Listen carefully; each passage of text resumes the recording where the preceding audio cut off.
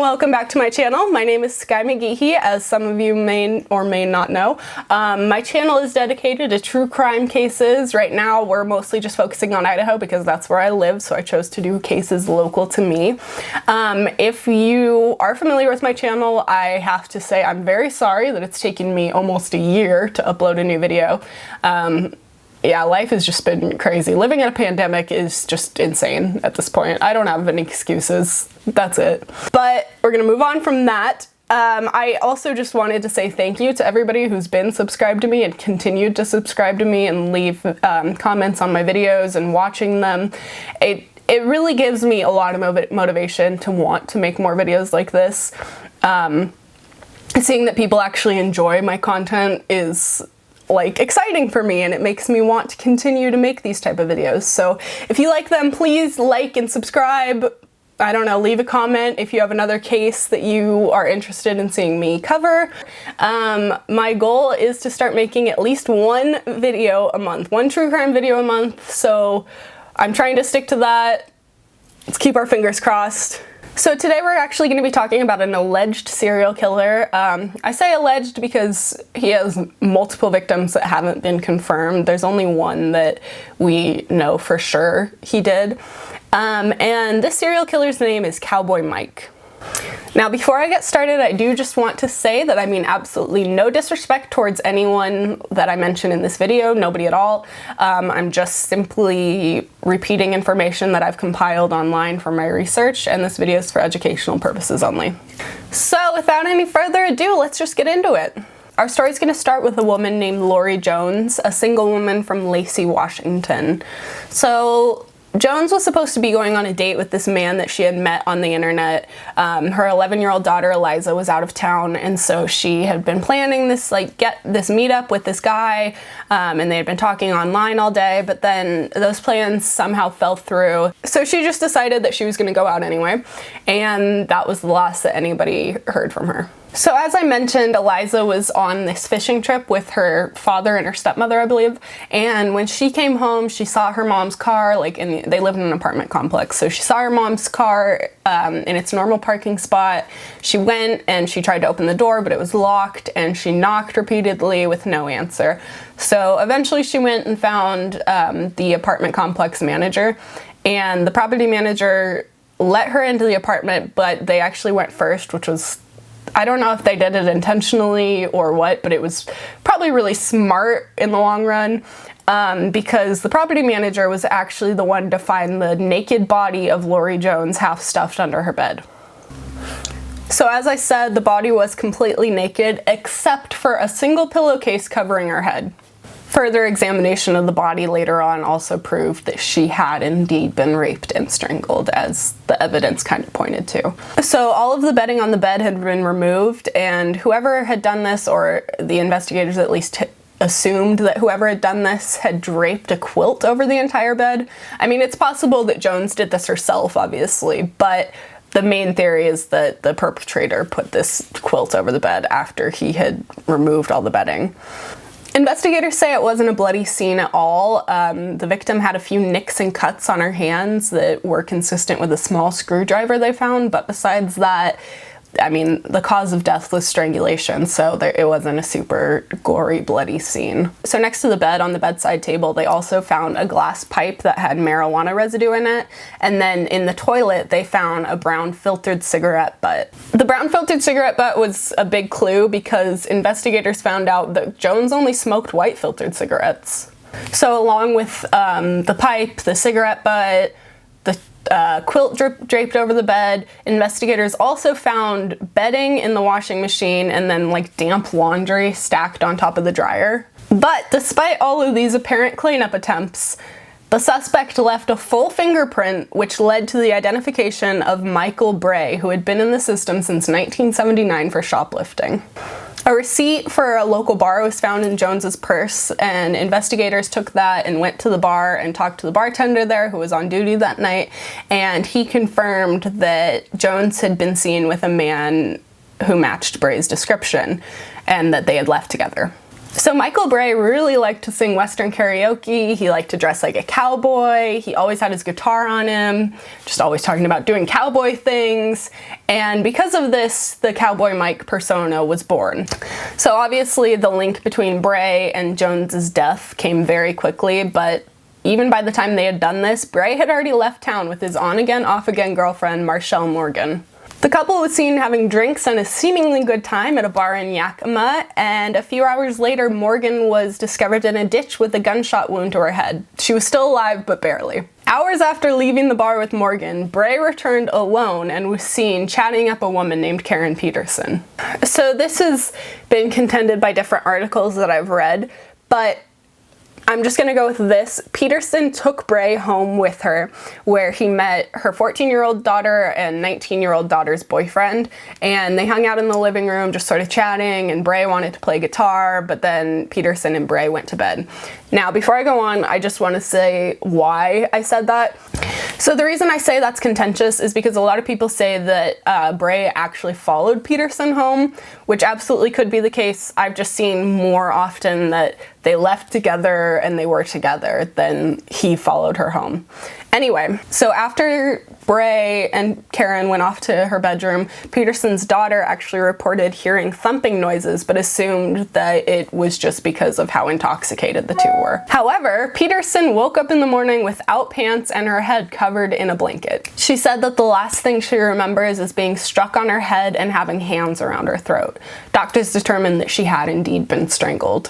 So after Yakima, Bray continued through Washington. He stopped in Glenoma at a yard sale where he wanted to donate some video equipment. It was supposedly unrelated to any of his crimes, so whatever.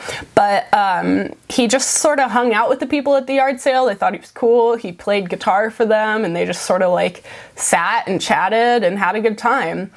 And then Bray ends up leaving the yard sale with a woman named Brenda Keene. They go to a bar together, they have a few drinks, and then they end up leaving together.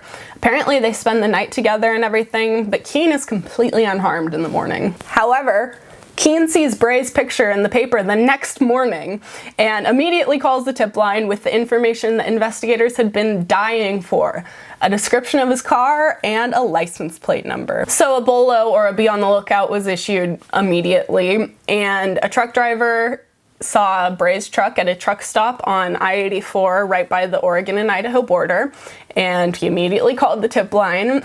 Authorities were alerted immediately and a high-speed chase ensued. So Bray's in his car, he's shooting at the cops, he crashes his car through a blockade and eventually gets out and decides to keep going on foot, and then jumps off of a bridge into the Snake River. He apparently lost a tooth in the fall, but investigators say that where he jumped is so shallow that it's a miracle that he even survived the fall. Idaho State Police sent a dog into the river to go retrieve Bray, but they had to call it back after Bray tried to drown it.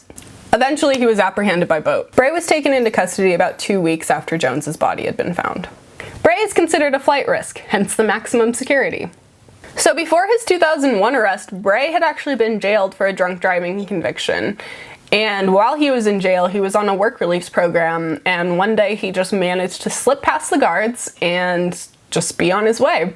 He was later apprehended in Idaho, of course, but you know, it just shows like how badly or how much effort this guy is trying to put into getting out of trouble. So in Idaho, he fashioned a chicken bone into a lockpick and was actually able to get out of his cell that way, and he was trying to take down a guard, but the other prisoners actually heard this commotion and subdued Bray themselves. This is how badly people did not like him. One investigator said she had interviewed cellmates in Idaho, and she's quoted as saying, "For people in the jail to not like you, you must be really bad." But that's not the end of Cowboy Mike's story. 2 weeks before Lori Jones's death, Bray's girlfriend, Susan Alt, actually disappeared after the couple had a fight. When Alt's sister reported her missing, the police told her that she had probably just gone on a drug binge without telling anybody. But now it's widely believed that Bray was probably responsible for her death/disappearance. As I said, she has never been found. I've included a link to her page on the Charlie Project in the description below. But I really hope some information can come forward that can close Susan's case after all this time for her family's sake, because it seems really cut and dry, but Bray won't talk about it at all. He won't give any information to police, so it's unlikely that we will see a resolution from this, at least anytime soon. Almost 4 years before Lori Jones's death in 1997, another girlfriend of Bray's mysteriously disappeared from their home. There's not much information on her disappearance, but it seems very similar to Susan Ault's case, and she has a page on the Charlie Project, but again, there's just not much information on there. Later that year, also in 1997, Valina Larson disappeared after her ex-husband dropped her off at a storage unit that she shared with Bray. It's unclear if they were dating at the time or not, but they were staying together in this storage unit, and she was going to clear her stuff out. Her ex-husband told him she was leaving because she needed to get away from him. And I'm not sure if she meant like her ex-husband she needed to get away from, or whether she needed to get away from Bray. And if she's talking about Bray, it's really sad that she had some sort of like an inkling that this might happen. Larson's bones were found scattered in the woods. They were so deteriorated she was only identified by her teeth. The owner of the storage unit facility actually said that he had received a complaint from one of his tenants who had heard a couple having an argument in the unit next to hers, and then a lot of thumping, and then it just went completely silent. When she'd stepped out to see like if there was anything happening outside, she just saw Bray shutting and locking the door to the unit and walking away. So again, because of the deterioration, investigators were unable to determine a cause of death, let alone convict anybody of this awful crime. However, Bray is considered the only and main suspect in Larson's death. So Jones's daughter actually has a blog where she tries to spread awareness, mostly about violence against women, but also I think she focuses on like sexual assault and like true crime stuff like this. But she's an advocate for victims of Cowboy Mike, and in relation to Valina, she says, maybe her ghost haunts him at night, or maybe my mom is with her holding her hand saying, I got the bastard for both of us. Which I've included just because I thought it was a really powerful line in that. I read most of her blog posts, but that quote really stuck out to me. So since his 2001 arrest, Bray has tried to escape prison not one, not twice, not 3 times, not 4 times, but 5 times. The last one being in 2005, so it seems like he's kind of given up. So one time he was confined in like a 4-cell unit, but by himself, and he used a toothbrush to pick the lock on his cell and then tried to escape via a crawl space. And the guard who was on duty actually missed him escaping, but saw him return from the crawl space when he realized that that just led to a dead end. Another time he damaged the windows in his cell in what guards say was clearly an attempt to escape, but they also say that it would have been impossible in the first place since there wasn't enough room for him to squeeze out. A really sad detail about this case that doesn't really fit in anywhere else is that in 2017, a show aired Lori Jones's story and interviewed her daughter, Eliza, the same one from the beginning. So after the episode aired, Eliza found out that her father had been murdered by her brother, who is now in prison. So something good that's come from this is that the Washington State Department of Corrections actually was forced to pay $6.4 million to the families of Bray's victims. This includes Bray's girlfriend Susan Ault's family as well, thankfully. The Seattle Times states that he wasn't properly supervised after a judge ordered the DOC to monitor him very carefully based on his previous criminal activity. I just completely forgot, Marshall Morgan was unable to testify against Bray. She was still alive, but because of her condition, she was deemed unfit to testify against Bray. So that's why he's only ever been charged with the death of Lori Jones. But that's it for this video. Please let me know what you think in the comments. I will be trying my best to get back to posting at least 1 video a month. Let me know if you like this case. Let me know if you think that Bray had other victims. If you have anybody, like any other cases that you think might be connected, let me know, because this is a very dangerous man who I really do believe definitely got away with a lot more than he'd like us to believe. Anyway, that's it for this video. Thank you so much for watching. Bye!